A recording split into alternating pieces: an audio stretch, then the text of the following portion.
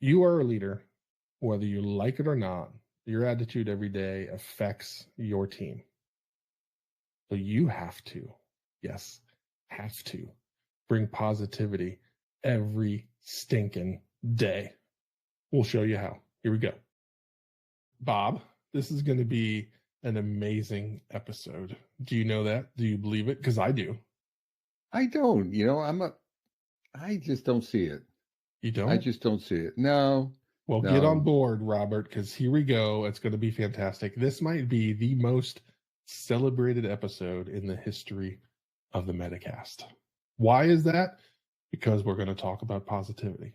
Positivity as a leader and what it does, how it affects both yourself, the entire system of your team, your company, your product, your customers. It can go in a million different directions. And you as a leader, you have to bring it, because if you don't, negativity might sneak in.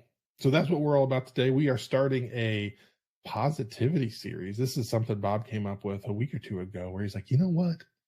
I feel like we're a little more negative than we'd like to be. So let's talk about some positive things. Let's have a positive look. Let's have our listeners walk away ready to rock and roll. So that's what we're doing. And Bob's making the positivity face. I was moping Gus, but then Josh, you gave me you juiced me up. Yes, thank you for that. No, Metacasters, it's important for leaders. I mean, we are what we bring. You are what you emanate, right? And I think very often leaders we're looking at others and we're not looking in the mirror and saying, "What am I bringing today?" So I think as a leader, one of the things we need to bring is positive energy, no matter how hard it is. Yeah. And it's hard. You may have stuff going on at home. You may have stuff going on in your personal life. There's stuff going on, Lord knows, in the world. It's not the most positive world today, from a variety of factors. I didn't even talk about the job yet. Then there's stuff going on in the job and your teams, etc. So there's a lot of, dare I say, shit going on. But that being said, what we have to, I think and Josh and I agree on this. You got to bring it most days, not every day. You don't have to be perfect. We're human, but you got to bring that positive attitude, that positive energy, each and every day, to your team, and figure out what that is. And that it probably starts in the morning, looking in the mirror. I was sort of moping earlier, for a look behind the kimono. When Josh and I were talking about this episode, I said, Josh, I don't know if I have enough juice today. And then in our infinite wisdom, we picked positivity as an episode topic. And I was a little down, not terribly down, but I was a little down. And then I decided, I'm like, I need to bring it. We have Metacasters out there, for goodness sakes. We got to bring it. We got a role model. We have to role model. Now, there is a danger. I think I want to put this into play, Josh, that you can be overly positive. And so there's a balancing act. There's bringing it every day, but if you overdo it, I think it can turn people off. I think you can lose folks, faith. You lose their trust if you're overly positive. Josh, what do you think? Balancing act? 100%. We talked a little bit about that in the last episode with Savita about being a mindful leader. And I end up coaching a lot of teams and companies. And so often leadership is frustrated or discouraged about the attitude of a team or a set of teams. And the first question has to go back to the leaders of, are you setting the tone? Are you modeling the behavior that you want to see? And so often they are not. And so, like, hey, you can't get frustrated at your teams when you've not created a culture of positivity, or where, like, hey, we can get things done. I think I hear a lot is like, oh, well, the teams are always saying it's so hard and we can't do it. It's going to take so long and blah, blah, blah, blah, blah. And like, they don't care enough, or they don't whatever enough. And as you dig and ask questions, it comes back to the leaders have yet to set the tone of what is possible and who we are and the positivity and the optimism that's there. And you have to back that, because if you just stand up there and say those things and the teams know you don't really believe it, then they're going to roll their eyes and they're like, okay, yeah, like you want us to be positive, but you're not going to be positive about this. So, like, that doesn't work. So, if you weren't bringing it every day, and I question Bob's like, hey, maybe you have some days where you don't bring it. I would argue you have to find a way to bring it. Maybe you have a peer that you lean on because, kind of like Bob said, like he didn't have the juice for something today. It's like, okay, well then Josh, you got to step it up. I'm going to have to lean a little bit more. Maybe I can pick up Bob. What are the things I can do to help make that happen? But you have a responsibility to your organization, to the people, to bring it every day. And that's hard. I'm not suggesting it's easy. You can just roll out of bed and it's going to happen. It's hard because there are days, there are times, there is life where it just gets in the way, and it's going to feel really difficult to be that positive force. But if you as a leader aren't a positive force, then how do you expect others that are part of your organization to operate in that same manner? It's just not fair, and it won't happen. I like you. Thank you for calling me out, Josh, a little bit and raising the bar for me. I really appreciate that. That was my positivity bit. No, I do. One thing you said that really caught me, Metacasters, I hope you triggered on it, was this accountability partner thing. If you can't bring it, have some people in your sphere, in your mentor coaching universe that will jazz you up. Josh does that for me, right? So Josh helps me with that. So have a positivity accountability partner or partners, and establish that, you for them, them for you, and help it, because he's right. You do. I give people a pass, but you do have to bring it every day. It's not about you. It's about what you're bringing for the team. But go ahead, Josh. So, go ahead. So I just want to help people understand how to make that happen. So the way I've tackled that is I have a core group of leaders. So usually my direct report. So all of the directors that rolled up to me, and we actively talked about the positivity that we had to create for our team. So we put it on the table, and it was important for us because we knew what we wanted our organization to become. So we understood that that was a key part, and we had the capability where somebody would recognize that, hey, so-and-so struggling, or somebody would just raise their hand and be like, listen, I'm going to need some help today with this because, like, I'm really struggling. So put it on the table, address it, have it as a thing where somebody can, like, pull that cord and say, it's time for somebody to jump in and help because I need it. But that just can't happen like out of left field.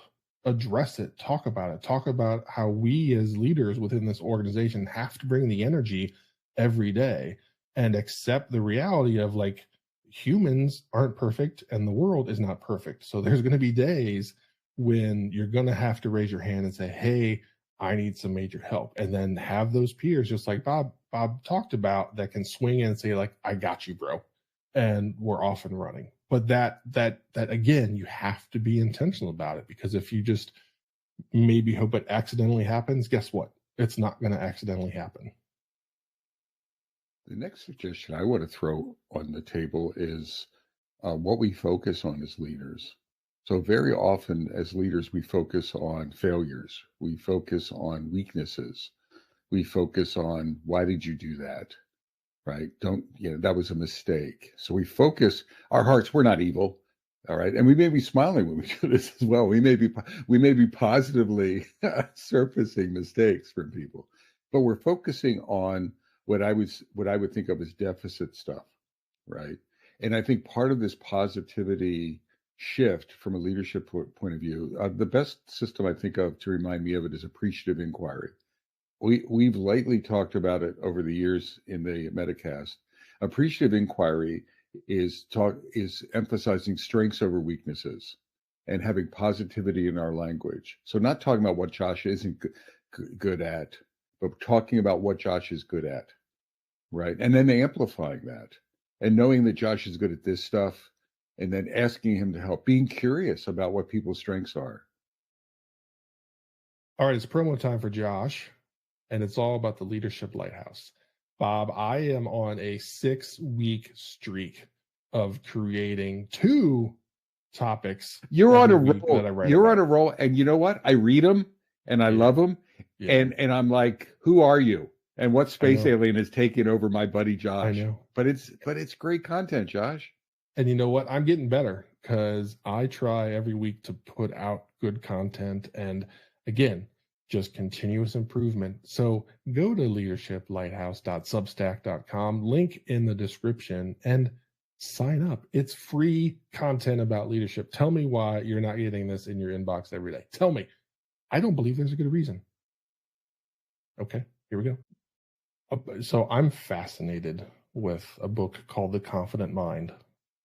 And it's leapfrogged into the top 3 books for me right now that I've ever read as far as making a difference. And it talks about the choices you make on the items you think about in a moment. And do you think about the positive things that happen, or do you ruminate and like stir on all of the negative things? It doesn't mean you ignore the negative things, but you view the negative things in a positive manner of like, okay, I tried that, it didn't work. What if I did this? What if I tried this? Or let's see if this happens if I do that. So it opens the door for positivity. And that's a thing that you can do, that when the chips are down, when things are stacked against you and everybody's starting to tighten up because it's hard or it's scary or whatever, it's that what if, like, let's see what happens. But if you haven't created that positivity within the group, when you say what if, people's minds might not open up as far as you would like. So what you need to do is, we've talked about the bank account of trust, and this is very similar to that bank account of positivity, of if you have continuously created a positive sense, a positive feeling, when things get difficult and you say, hey, let's see what happens, or what if, let's try this, and who knows where it'll go, people will voluntarily like jump in with both feet as opposed to tiptoeing. So every day you have to deposit in that bank account of positivity so that when you need it, when the chips are stacked against you and everything feels impossible, people don't tighten up and say like, oh, there's nothing we can do. It's that let's see what happens view. But that, again, if you wait for it, if you wait and hope that things are going to be ready when the time comes, they're not. So you have to invest now on a daily basis to create that, so that when it's the 4th quarter and you're down, whatever, all of the, whatever analogy that you want to throw out there, bad things are going to happen. So you want to invest now so that you have the capability to use all of that when times are tough. Absolutely. I think of curiosity as well. That's sort of affirmative curiosity, not who had this mistake, who blew up the build. So there's a negative. I want blame, but no, like, how can we make this better? What did we learn from that mistake?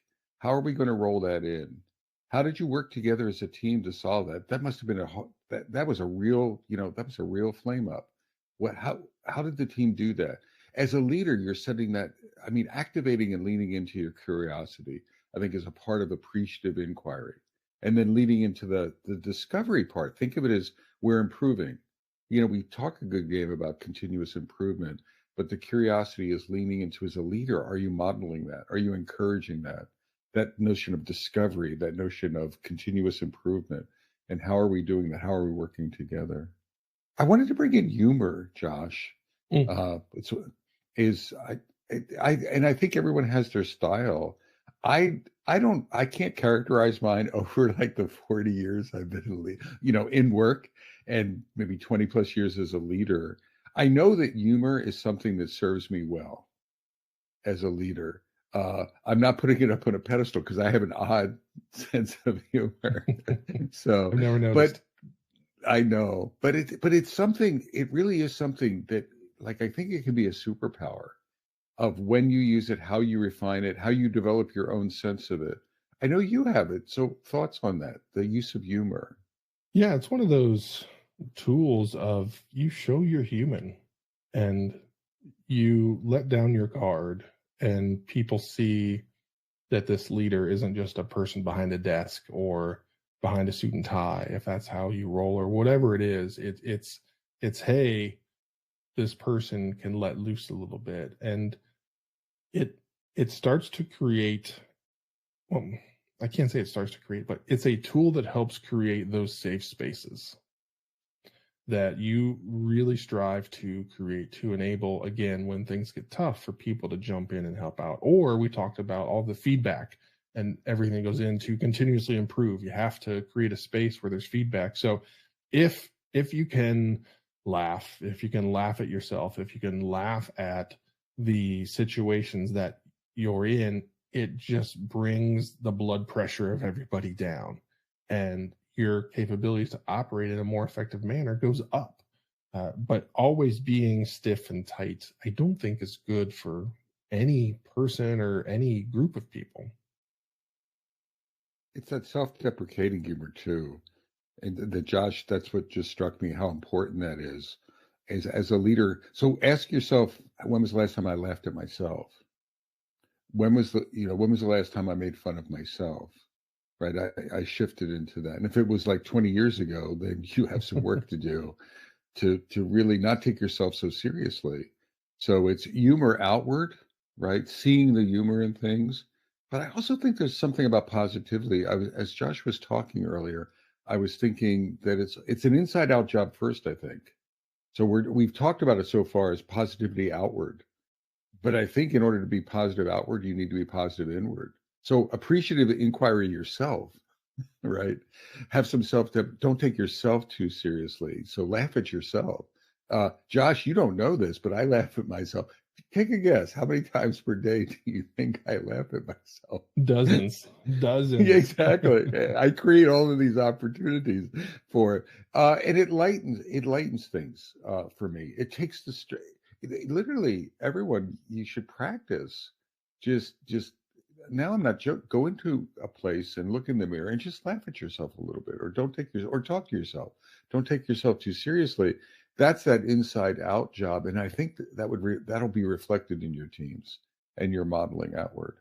Any thoughts on what I just said, Josh? Yeah, everything we've talked about. So Bob and I have talked about organizations, teams, and really, if you encapsulate that down, it's systems, whether it's like 2 people or 100 people or 1,000 people, but also yourself. You're your own little system. So all the things we talked about, the difficulty of bringing it every day, if you can't bring it every day for yourself, then don't even try and tackle doing it for a team. Work on yourself first. And I'm sure there are dozens, hundreds, thousands of books that are out there to help you with positivity within yourself. So Bob and I aren't the people to like prescribe how to tackle that, but we know there's lots of good stuff out there to make that happen. But number one, be positive within yourself, and that is not necessarily easy to do, given all of the things that Bob talked about happening in the world, across the world, in your life. Just like being human isn't simple. So being human in our world, is not simple either. So there's all these complexities, and people always talk about the one thing that you can control and only focus on the things that you can control is your attitude. And so because that's the one thing that you can control, really spend time on it, because otherwise you're focusing on all the things that you can't control, and that's a very difficult life because you can't control it. One thing, Josh, I want to see how you respond to this, but I actually think that over the years, we've role modeled positivity quite a bit in the Metacast. So Metacasters, and this isn't self-promotion, but it's go back in some Metacasts. Josh and I are pretty playful. So I think part of positivity is having a playful mindset. And we've talked about that. So go back in some podcasts and just listen to us and banter and how we have serious topics, but we handle them lightly and we joke with ourselves. So there's some role models there of how we show up We've told stories over the years of how we've showed up. Josh has talked about mistakes that he's made, and he just doesn't talk about them on the Metacast. He talks about them to his teams, and he shows that. So I think there might be some learnings by listening to a few of the podcasts, because we try not to just talk about stuff. We try to show up that way or model it. I don't know. I think we've covered it, Josh. What do you think? I feel good. I mean, positivity is who we are. And I think that's how our podcast, our friendship has lasted over the decades that we've done it, because that's kind of the core of who we are. And neither of us has ever had a hard time poking fun at ourselves or poking fun at each other. But that's part of who we are. And that's why we do this. Bob and I do this. I assure you, it's not for the money, because that's, zero effectively. We do this because we want to have a positive effect on the world, on you, on our listeners, on our viewers, on each other. So that's why we do that. That's who we are. So I feel like we nailed it. All right. I'm just going to put a cherry on top of that, Josh. And everyone, the why, +1 to what Josh said, the why is it freaking matters. It matters. So your attitude and how you show up, it affects everything. Everything. You, your environment, your teams, your culture, your organization, whether you like it or not. And when you show up with this balanced, positive attitude, you're going to see huge differences in your team and the effects and the results. And guess what? You're a leader. So it's a responsibility as well. So show up with intention and show up with positivity. Just wanted to put that cherry on top, Josh. Dang, but man. You nailed it. I don't like cherries, but that's a good one. From beautiful downtown Cary, North Carolina. And beautiful downtown Fuquay Arena, North Carolina. I'm Bob Galen. And I'm Josh Anderson. Shake and bake, baby. Yeah. Take care, y'all.